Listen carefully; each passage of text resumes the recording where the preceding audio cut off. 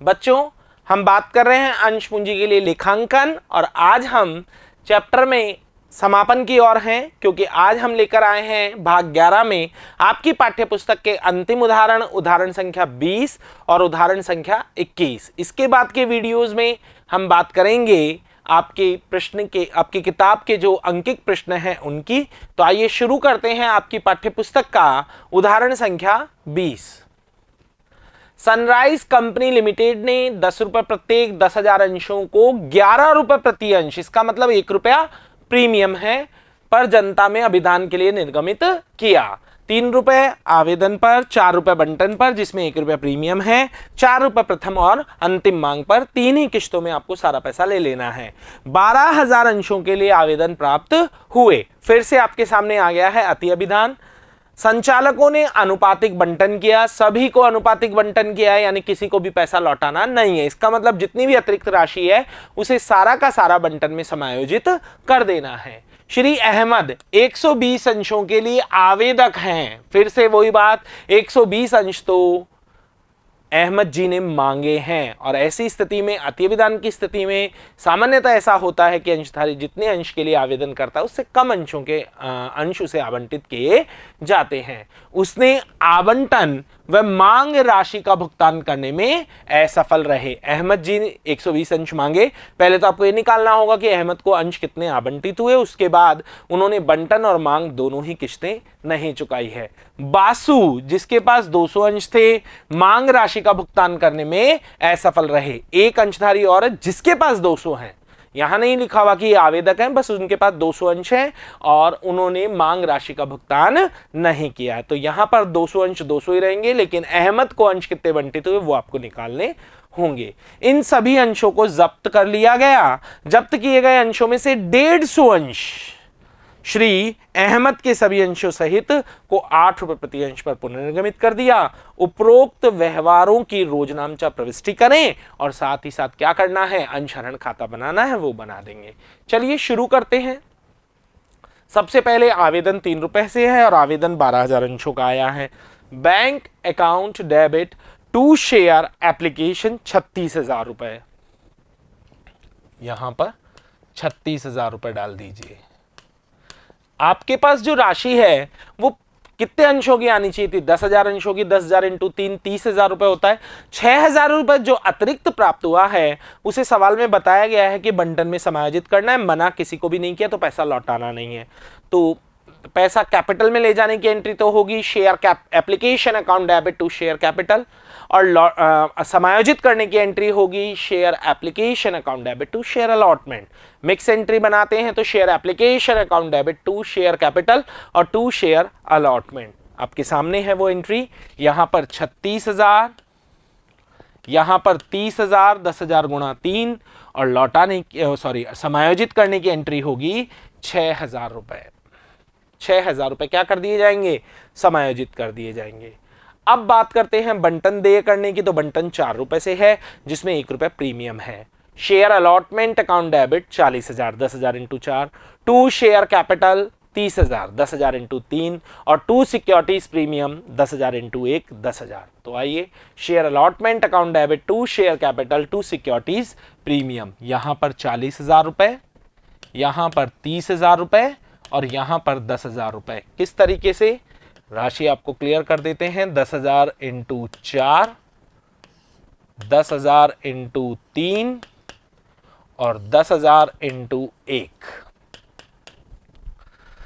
अब एक इंपॉर्टेंट बात है कि अहमद नाम का जो अंशधारी है जिसने 120 अंश मांगे हैं उसने बंटन राशि नहीं दी। अति अभिदान की स्थिति में जहां पर राशि समायोजित की जाती है, आपने अति अभिदान में 6,000 रुपए जो है बंटन में समायोजित किए हैं और अहमद बंटन नहीं चुका रहा है, तो आप नॉर्मल तरीके से गुणा कर कर जैसे आप बकाया मांग निकालते हैं कि साहब जो अहमद जी हैं उनके पास 120 अंश, हालांकि वो निकालना है अभी, लेकिन आप गुणा करके नहीं निकाल सकते हैं कि साहब अहमद के अंशों को बंटन राशि 4 रुपए से गुणा कर दें और बकाया मांग को निकाल लें, बल्कि आपको एक अनुपातिक कैलकुलेशन करनी होगी। लेकिन उससे पहले आपको ये निकालना होगा कि अहमद को कितने अंश बंटित हुए हैं। तो यहां हम अनुपात को समझेंगे। पहले कंपनी ने 10,000 अंश प्रस्तावित किए हैं, 12,000 का आवेदन आया है और सभी को 10,000 अंश बांटने हैं, मना किसी को भी नहीं किया है। यानी 12,000 अंशों को कंपनी 10,000 अंश बांट रही है, आवेदकों को 12,000 अंशों के आवेदकों को 10,000 अंश बांट रही है। तो 120 अंश मांगने वाले को सीधे सीधे समझ में आता है 100 अंश देगी। लेकिन इसे मैथमेटिकली या वर्किंग नोट आप कॉपी में कैसे लगाएंगे वो देखें आप, उसका वर्किंग नोट हमने तैयार किया है। अहमद को बंटित अंश 10,000 बंटित टोटल ऊपर, टोटल आवेदित 12,000 नीचे, गुणा 120 जब आप करते हैं स्टूडेंट्स तो ये आता है 100 अंश। इसका मतलब अहमद को कितने अंश बंटित किए हैं? 100 अंश बंटित किए हैं। अब अहमद की बकाया मांग निकालने के लिए आपको सूत्र का प्रयोग करना होगा। आप नॉर्मल तरीके से 100 इंटू कितने से बंटन राशि है 4 रुपए से गुणा करके 400 रुपए जो बकाया मांग है अगर निकालते हैं तो गलत है। आपको यहाँ पर अनुपातिक कैलकुलेशन करनी होगी। वास्तविक प्राप्त योग्य राशि भाई बंटन पर अब कितने मिलने चाहिए? तो 40,000 मिलने चाहिए थे, जिसमें 6,000 समायोजित कर दिए तो 34,000 वास्तविक प्राप्त योग्य राशि है। बकायांश इंटू बकायांश करते हैं, आपको सूत्र ध्यान होना चाहिए। गुणा बकायांश करेंगे तो बकायांश कितने हैं? 100 बटा निर्गमित अंश, निर्गमित अंश 10,000। तो आइए बंटन की बकाया राशि निकालते हैं। वास्तविक प्राप्त योग्य राशि 34,000। एक बार फिर आपको समझाना चाहूंगा कि ये 34,000 कैसे आए। आप अगर अपने बंटन राशि को देखेंगे तो आपने 40,000 से ड्यू किया है, उसमें वो राशि घटा दीजिए जो आपने आवेदन की समायोजित की। तो आवेदन की आपने समायोजित किए 6,000 रुपए। इसको गुणा करेंगे आप उन अंशों से जो पैसा नहीं चुका रहे, तो अहमद के 100 अंश हैं बटा 10,000। जब आप इसको सॉल्व करते हैं स्टूडेंट्स तो ये आता है 340 रुपए। 34,000 में से 340 रुपए घटा दीजिए और 33,660 रुपए आप प्राप्त कर लीजिए, जिसकी जनरल प्रविष्टि होगी bank account debit to share allotment और राशि डाल दीजिए 33,660 रुपए।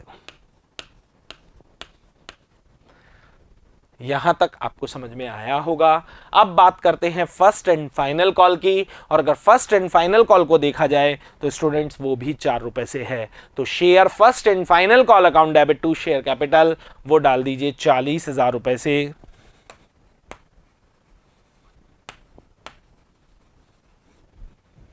और अगर बात की जाए तो अब कौन कौन फर्स्ट कॉल नहीं दे रहे हैं वो देखें।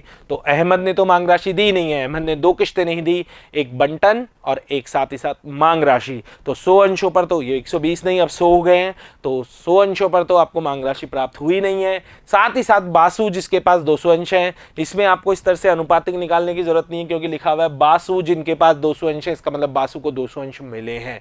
तो बासु जी जिनके पास 200 अंश थे उन्होंने मांग राशि भुगतान नहीं की। तो अगर मांग राशि में देखा जाए तो 100 प्लस 200 इसका मतलब कुल अंश हो गए 300 जिन पर मांग राशि प्राप्त नहीं हुई है। तो मांग राशि की बकाया मांग की गणना कैसे करेंगे?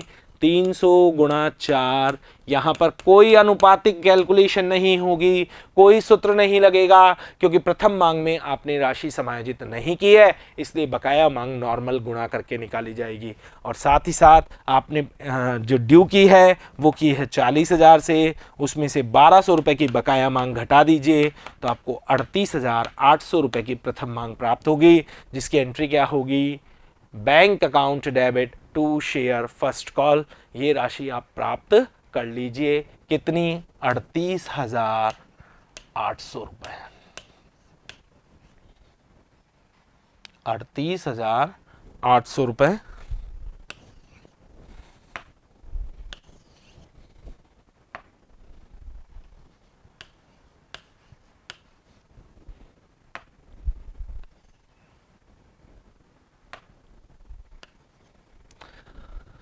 अब बात आती है कि हरण हमें करना है, 100 अंशों का भी हरण करना है और 200 अंशों का भी हरण करना है।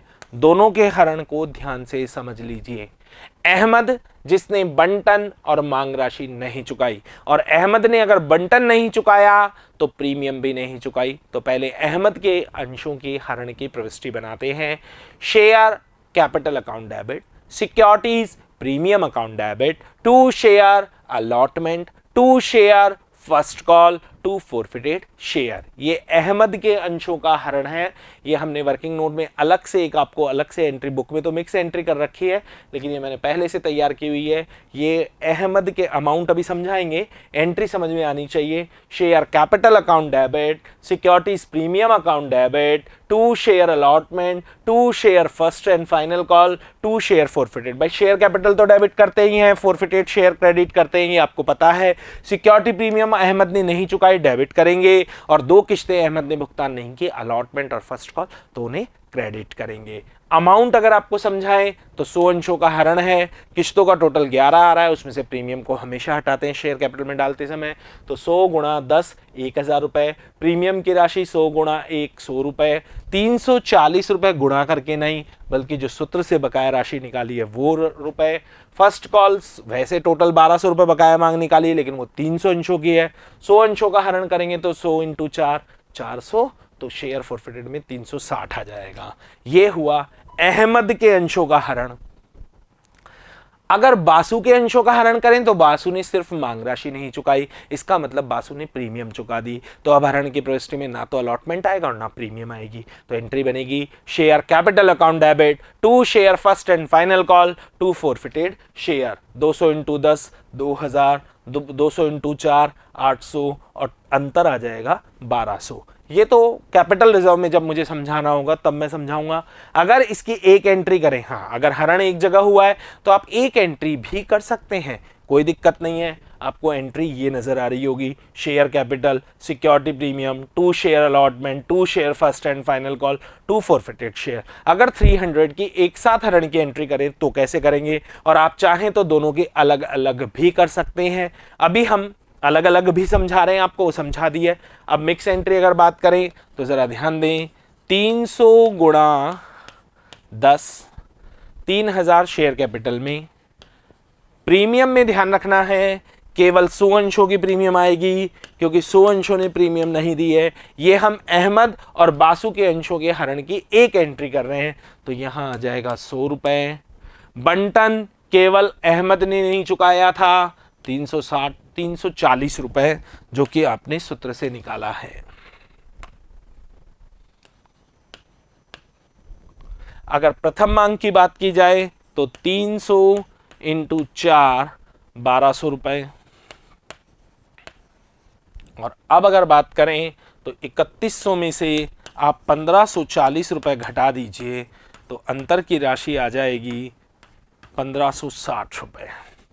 ये फोरफिचर 1560 दोनों का एक साथ आ गया। जबकि आप दोनों का अगर अलग अलग हरण करते हैं, जैसा हमने अलग से कर रखा है, तो अहमद के अंशों का आता है 360 और बासु के अंशों का आता है 1200। टोटल इसका 1560 ही है, लेकिन ये अलग अलग हमारे काम आएगा आगे, इसलिए हमने इनको अलग अलग किया है। बाकी आप चाहें तो मिक्स एंट्री भी कर सकते हैं और अलग अलग भी कर सकते हैं। ये बुक के अकॉर्डिंग आपको मिक्स एंट्री समझा दी गई है, और नोट में आपको अलग अलग हरण करके भी इनका समझाया है। यहां तक समझ लेने के बाद अब आगे अगर हम सवाल को देखें तो लिखा हुआ है कि 300 अंशों का जो हमने हरण किया, उसमें से हमने मात्र 150 अंशों को 8 रुपए में बेच दिया, और इस 150 में अहमद के पूरे अंश शामिल है। तो जरा सुन लें, अहमद के अंशों की संख्या थी 100 और बासु के अंशों की संख्या थी 200। टोटल अंश थे 300, उसमें से पुनः निर्गमित आपने 150 किए, जिसमें अहमद के पूरे 100 हैं। इसका मतलब बासु के आपने सिर्फ 50 अंश ही पुनः निर्गमित किए हैं, और इसका बहुत बड़ा प्रभाव कैपिटल रिजर्व में पड़ेगा, वो अभी समझेंगे। लेकिन पहले पुनर्निर्गमन की प्रविष्टि आपको बताते हैं। आपने 8 रुपए पर एक अंश को जारी किया है। कितने रुपए पर? 8 रुपए पर। इसका मतलब 2 रुपए बट्टा है, और उस बट्टे की पूर्ति आप किससे करेंगे? शेयर फोरफिटेड से करेंगे। तो पुनर्निर्गमन की क्या प्रविष्टि बनेगी? Bank account debit share forfeited account debit to share capital. आइए जरा, बैंक अकाउंट डेबिट 150 × 8 1200, 150 × 2 300, और कैपिटल में 1500। अब आपको समझना है इसके कैपिटल रिजर्व की गणना, और वो बहुत ध्यान से आपको समझनी होगी। स्टूडेंट्स, जब पूरे शेयर इशू किए जाते हैं तो सीधा सीधा होता है 1560 में से 300 घटा दो और बाकी जो 1260 बचे वो कैपिटलिज्म में ले जाओ। लेकिन यहां अगर आप ऐसा करेंगे तो गलत है, क्योंकि ये 1560 300 अंशों का फायदा और वो भी दो लोगों का, अहमद का अलग है और बासु का अलग है, जबकि ये जो पुनर्निर्गमन का घाटा है वो सिर्फ 150 अंशों का है। ऐसी सिचुएशन में क्या करना होगा? सबसे पहले तो आपको अहमद और बासु का अलग अलग फायदा पता होना चाहिए, जो हमने आपको अलग से लिखकर समझाया है। अगर मैं अहमद के अंशों का फायदा देखूं तो 360 रुपए जब्त किया, आपको अलग से इसकी एंट्री बनानी होगी। और अगर मैं बासु के अंशों का फायदा देखूं तो वो 1200 रुपए है। अब पूंजी संचय की गणना कैसे की जाएगी वो देखें। तो आपने जो पुनर्निर्गमन किया है उसमें 150 अंशों में अहमद के सभी 100 अंश शामिल हैं, तो आप अहमद का पूरा 360 रुपए फायदा काम में ले सकते हैं। ये 360 आपको स्टूडेंट्स इन एंट्री से ही पता चलेगा, क्योंकि बुक में जो एंट्री हमने की है मिक्स एंट्री, उससे आपको केवल ये पता चल रहा है कुल फायदा 1560 है, लेकिन इस एंट्री से अहमद और बासु की राशि को आप अलग अलग नहीं कर पाएंगे। उसके लिए आपको वर्किंग नोट में अलग अलग हरण करना होगा, या फिर आप ऐसा भी कर सकते हैं कि एग्जाम में यहां पर हरण की जगह, एक बार हरण की जगह आप दोनों की अलग अलग हरण की प्रविष्टि कर ले तो वो भी ठीक है। तो 360 रुपए जो है वो अहमद के अंशों का फायदा है, जब्त राशि, और वो पूरा काम में लिया जा सकता है, उसे पूरा कैपिटलिज्म में ले जाया जा सकता है। क्यों? क्योंकि ये पूरे अंश पुनर्निर्गमित हो गए। जबकि बासु के अंशों का देखा जाए तो कुल फायदा है कितना? 1200, और बासु के अंश कितने हैं? 200। जबकि बासु के अंश पुनर्निर्गमित कितने हुए हैं? 50। क्यों? क्योंकि टोटल 150 ही तो अंश जारी हुए हैं, जिसमें अहमद के पूरे 100 अंश हैं।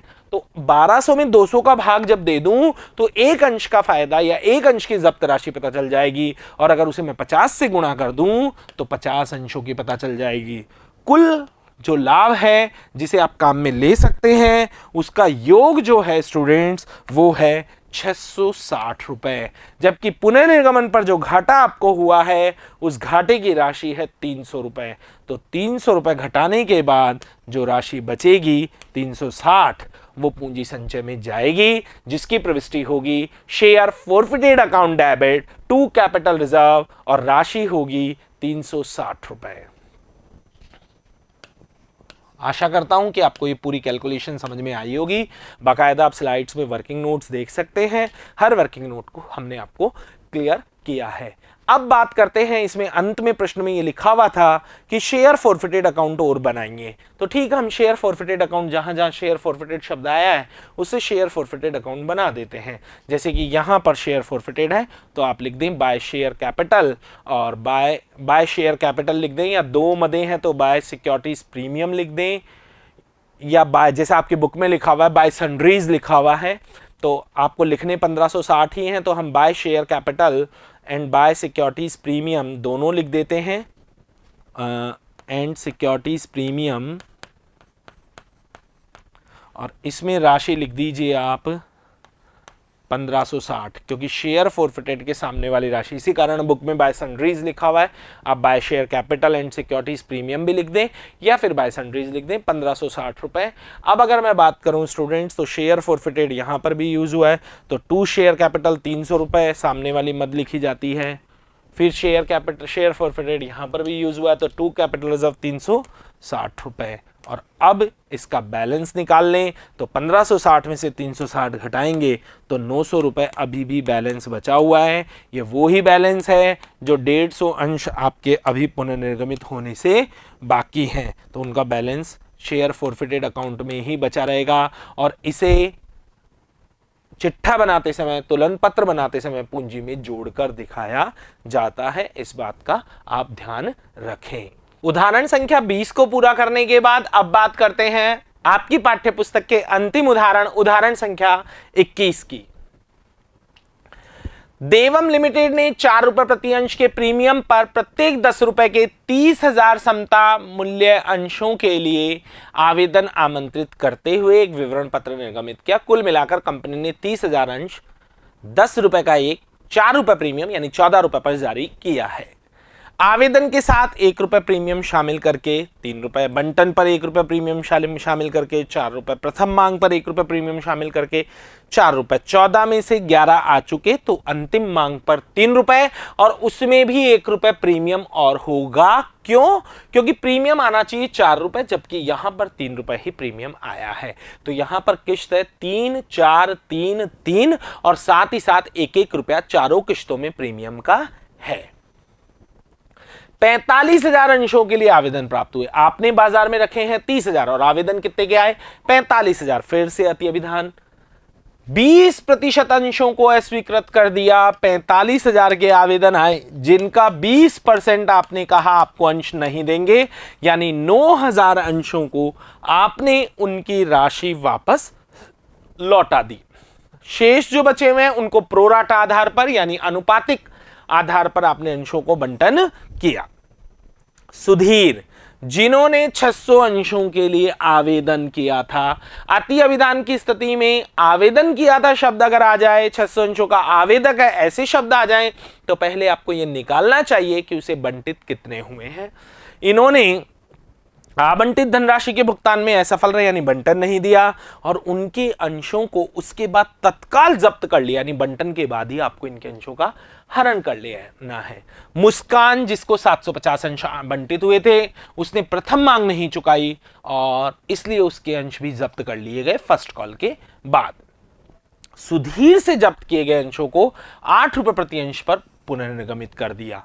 ये वाले जो अंश है, सुधीर वाले जो अंश है, ये आपने फर्स्ट कॉल के बाद इनका हरण करना है मुस्कान का, उसके बाद इन्हें रीइशू करना है। मुस्कान वाले नहीं, सुधीर वाले अंशों को बचे हुए आवेदकों से दे अंतिम मांग की गई और अमित के 1000 अंशों को छोड़कर इनको जब्त छोड़कर प्राप्त हुई और अमित के अंशों को जब्त कर लिया। यहां पर आपको 3 बार हरण करना है।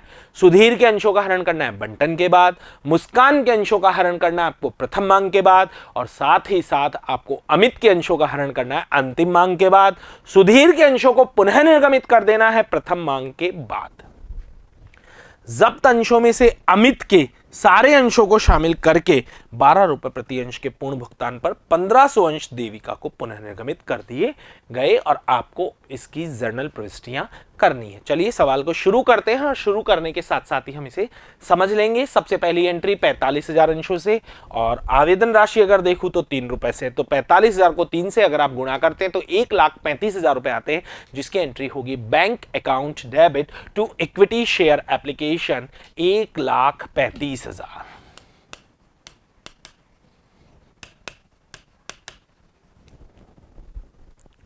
अब अगर यहां बात की जाए तो अलग अलग एंट्री आपको बताते हैं। पहले 30,000 अंशों की equity share capital account debit to equity share capital to securities premium.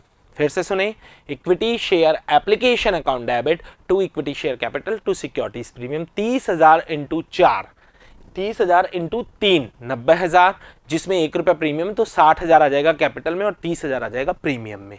90,000 60,000 30,000 एक एंट्री।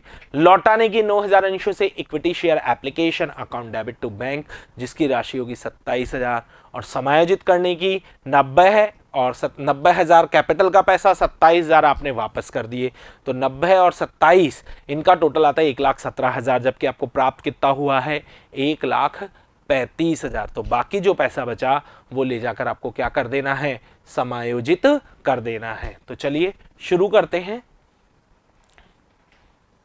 सेकेंड एंट्री जो है वो मिक्स कर दीजिए, equity share application account debit to equity share capital to securities premium to bank और टू इक्विटी शेयर अलॉटमेंट। तो आइए equity share application यहां पूरा लिख दीजिए 1,35,000।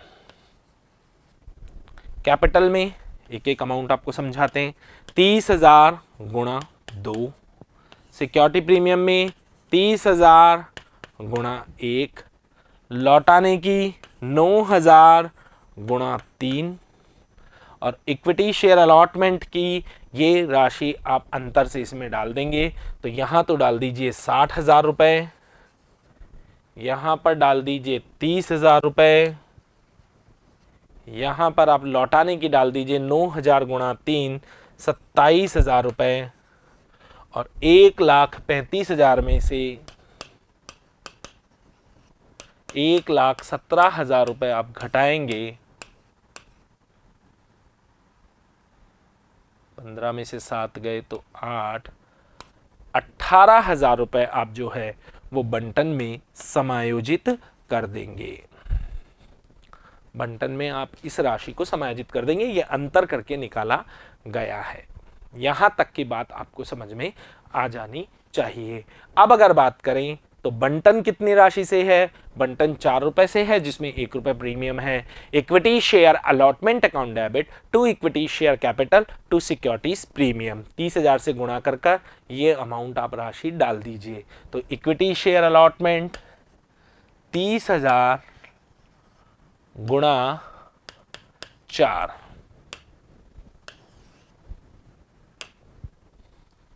1,20,000 रुपए।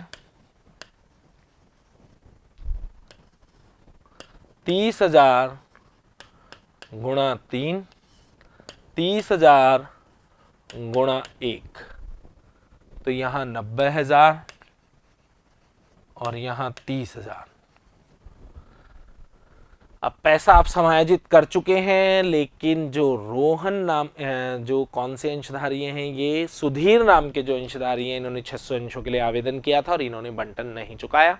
सबसे पहले हमें निकालना पड़ेगा सुधीर को हमने अंश कितने दिए।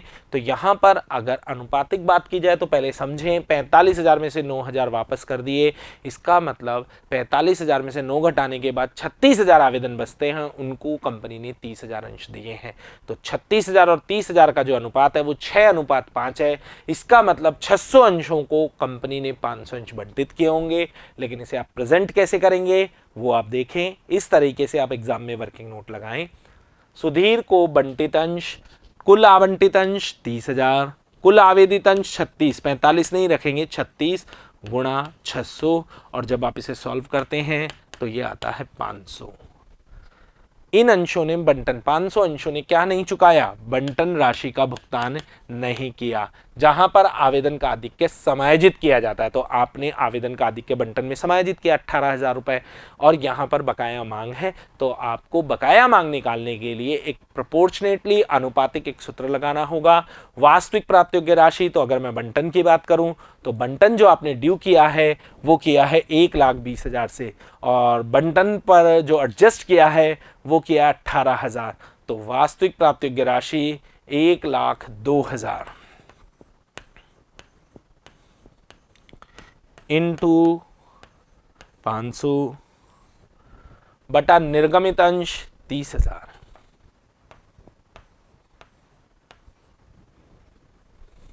इसे अगर आप सॉल्व करते हैं तो इसको सॉल्व करने के बाद ये राशि निकल कर आती है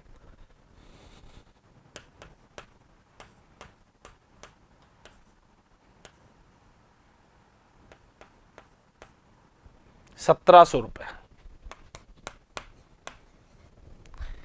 1,02,000 में से 1,700 रुपए जब आप घटा देते हैं तो 1,03,000 रुपए कंपनी को प्राप्त होंगे, जिसकी एंट्री होगी bank account debit to equity share allotment. तो आइए 1,03,000 रुपए आप अलॉटमेंट में प्राप्त कर लीजिए। तो यहां पर आएगा 1,03,000 रुपए।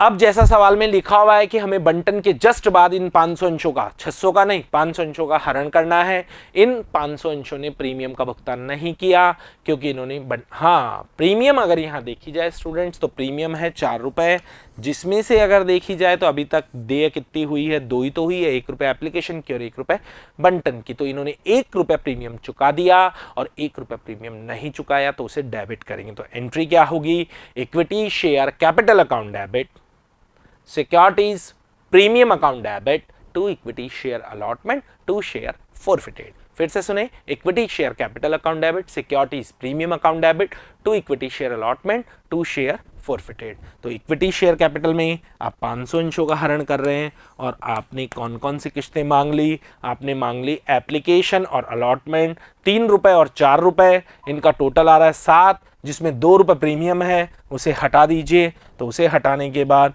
यहां आएगा 5 रुपए।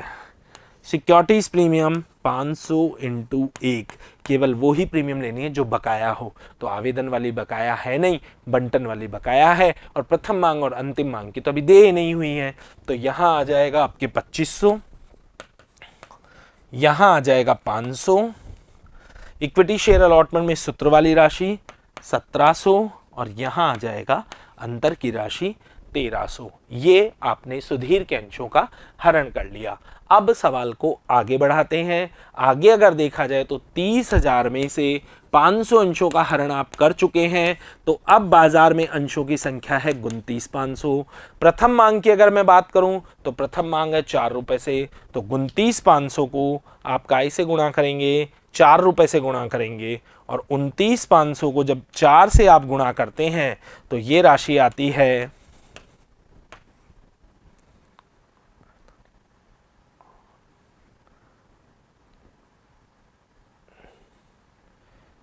36 और 2 38, 1,18,000 रुपए। क्योंकि अब इन 500 अंशों पर प्रथम मांग देय नहीं की जा सकती। क्यों नहीं की जा सकती? क्योंकि इनके अंशों का हरण कर लिया। तो प्रथम मांग देय होने की एंट्री होगी equity share first call account debit to equity share capital, जिसकी राशि होगी 1,18,000 रुपए, और साथ ही साथ इसमें प्रीमियम है तो प्रीमियम को क्रेडिट करेंगे। तो यहाँ तो लिख दीजिए 1,18,000 रुपए, और अब प्रीमियम 1 रुपया है और कुल राशि जो है वो 4 रुपए है। तो 3 रुपए कैपिटल में डाल दीजिए और 1 रुपया प्रीमियम में डाल दीजिए। तो 29,500 इंटू 3 और 29,500 इंटू 1, तो यहाँ तो 29,500 का 29,500 ही आ जाएगा, और यहाँ आ जाएगा आपके 88,500।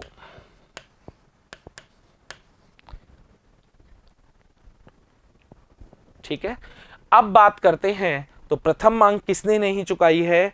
प्रथम मांग नहीं चुकाई है मुस्कान ने। मुस्कान के पास 750 अंश हैं और उसने प्रथम मांग का भुगतान नहीं किया। प्रथम मांग की बकाया राशि सिंपल गुणा करके निकालेंगे, क्योंकि आपने यहाँ पर आवेदन का कोई आधिक्य समायोजित नहीं किया है। तो अगर बात की जाए तो प्रथम मांग पर जो बकाया राशि है वो नॉर्मल तरीके से गुणा करके निकाल लें, 750 गुणा 4, और जब आप ऐसा करते हैं तो 750 गुणा 4 करने पर जो राशि आती है वो आती है 3,000 रुपये। 1,18,000 में से 3,000 रुपये आप घटा दीजिए तो आपको जो राशि प्राप्त होगी वो होगी 1,15,000। और जस्ट प्रथम मांग के बाद ही आपको सवाल में दिए अनुसार मुस्कान के अंशों का हरण करना है। अगर मुस्कान की बात की जाए तो मुस्कान ने भी प्रीमियम नहीं चुकाई है, फर्स्ट कॉल वाली, सिर्फ फर्स्ट कॉल वाली। तो एंट्री होगी equity share capital account debit securities premium account debit to equity share first call to share forfeited. Equity share capital में 750। अब जरा गौर करें, आपने एप्लीकेशन में कितने रुपए? 3, आवेदन बंटन में 4 और प्रथम मांग में 4, टोटल 11 रुपए आपने मांग लिए, जिसमें 3 रुपए प्रीमियम है। तो 750 गुणा 8, प्रीमियम में 750 गुणा 1। तो अगर यहाँ राशि डाली जाए तो ये तो आ रहा है 6,000, ये आ रहा है 750, ये आ रहा है 3,000, और अंतर की राशि 3,750, यानी मुस्कान के 3,750 रुपये हमने जब्त किए हैं, जबकि सुधीर के 1,300 रुपये हमने जब्त किए हैं। अब बात करते हैं फाइनल कॉल की। तो अगर नहीं, सवाल में अगर देखा जाए तो यहाँ पर आपने अंशों को पुनः निर्गमित किया है। मुस्कान के अंशों का हरण करने के बाद सुधीर के अंशों को आपने 8 रुपये प्रति अंश पर पुनः निर्गमित कर दिया, पूर्ण भुगतान पर पुनर्निगमित कर दिया। यानी आप 10 रुपए का एक अंश है और आपने 8 रुपए पर पुनर्निगमित अगर किया है तो यहाँ अगर बात की जाए तो 2 रुपए क्या हो जाएगा? बट्टा हो जाएगा। तो पुनर्निगमन की entry bank account debit share forfeited account debit to equity share capital. तो आइए पुनर्निगमन की एंट्री लिखते हैं।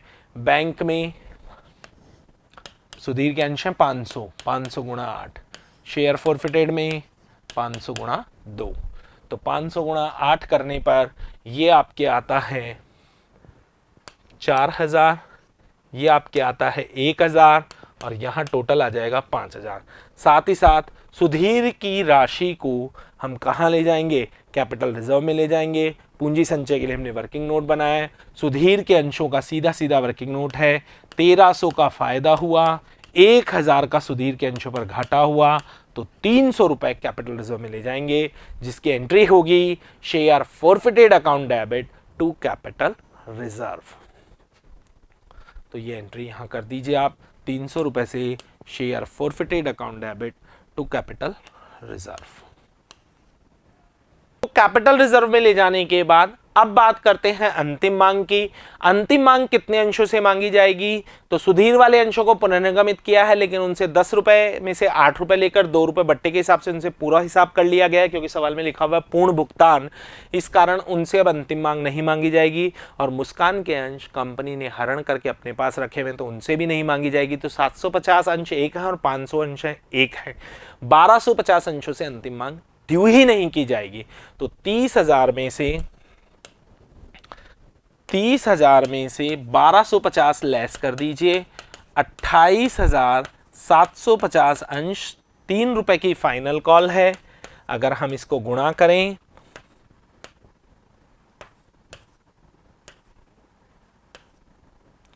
86,250, जिसमें 1 रुपया प्रीमियम भी है, इस बात को भी ध्यान रखना है आपको। तो एंट्री क्या होगी, equity share final call account debit to equity share capital to securities premium. तो यहां तो आप डाल दें 28,750 गुणा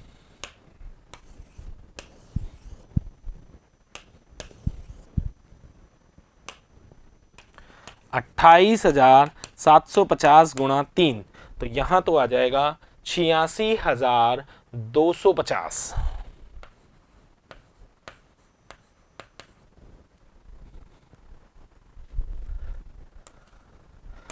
28,750 गुणा 2 और 28,750 गुणा 1, तो यहां पर तो लिख दीजिए 28,750 और यहां पर आ जाएगा आपके 56,57,500।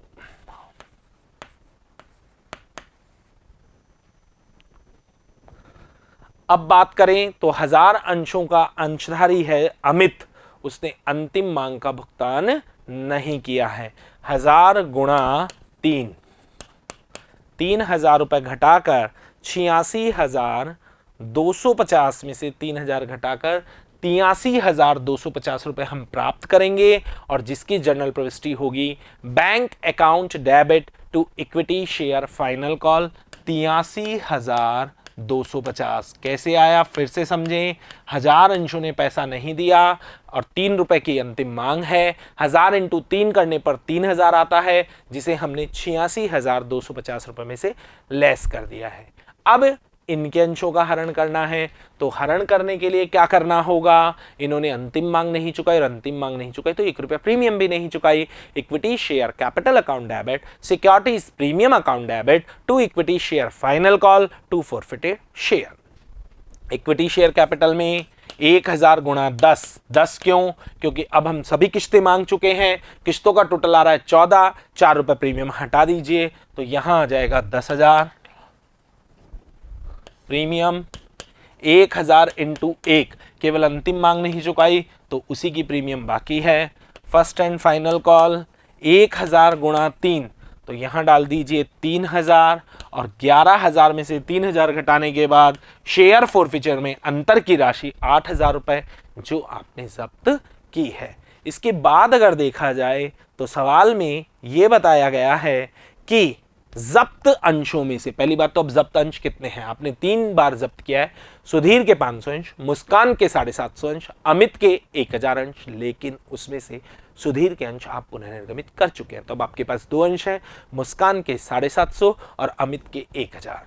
जब्त किए गए अंशों में से अमित के सारे अंशों को शामिल करके 12 रुपए प्रति अंश के हिसाब से 1500 अंश पुनः निर्गमित कर दिए। इसका मतलब समझ लीजिए टोटल 1750 अंश है आपके पास, मुस्कान के 750 अंश है और अमित के 1000 अंश है। आपने 1500 अंश जारी किए हैं, उसमें अमित के सभी अंश शामिल किए गए। इसके मतलब मुस्कान के केवल 500 अंश ही आपने लिए हैं और कितने पर जारी किए हैं? 12 रुपए पर, जबकि अंश का अंकित मूल्य कितना है? 10 रुपए। यहां पर 2 रुपए प्रीमियम है। तो पुनर्निर्गमन की प्रविष्टि bank account debit to share capital to securities premium. तो पहले पुनर्निर्गमन की प्रविष्टि करते हैं। Bank 1500 into 12 18,000। Equity share capital 1500 into 10 1500 into 2। तो यहां तो डाल दीजिए 15,000, यहां डाल दीजिए 3,000। अब बात आती है पूंजी संचय की। तो आप मुस्कान के 500 अंशों का पैसा कैपिटल रिजर्व में लेकर जाएंगे और अमित के पूरे 8,000 आप कैपिटल रिजर्व में ले जा सकते हैं। पुनर्निगमन पर यहां पर कोई घाटा नहीं हुआ है। तो आइए पूंजी संचय की हम गणना करते हैं। सुधीर के अंशों का पूंजी संचय हम निकाल चुके हैं। अब बात कर रहे हैं अमित व मुस्कान के अंशों पर। तो अमित का पूरा 8,000, ठीक है, और मुस्कान का अनुपातिक लेंगे 3750। मुस्कान के अंशों का फायदा है वो आपको अंश हरण की प्रविष्टि में जाकर देखना होगा। यहाँ पर आपने हरण किया है मुस्कान के अंशों का, और मुस्कान के अंशों के हरण की जो राशि है, ये सेकंड कॉल आ गई, ये रहा 3750 रुपये मुस्कान के अंशों का फायदा है। कितने अंश है मुस्कान के? मुस्कान के अंश हैं 750। और मुस्कान के अंश पुनः निर्गमित कितने हुए हैं? सिर्फ 500, क्योंकि 1500 के हैं जिसमें अमित के 1000 अंश हैं। तो जब आप इसे सॉल्व करते हैं तो ये आता है आपके 2500 रुपये। पूरा का पूरा 10,500 काय में जाएगा? पूंजी संचय में। क्यों? क्योंकि यहां पर पुनः निर्गमन पे कोई घाटा नहीं हुआ। तो share forfeited account debit to capital reserve 10,500।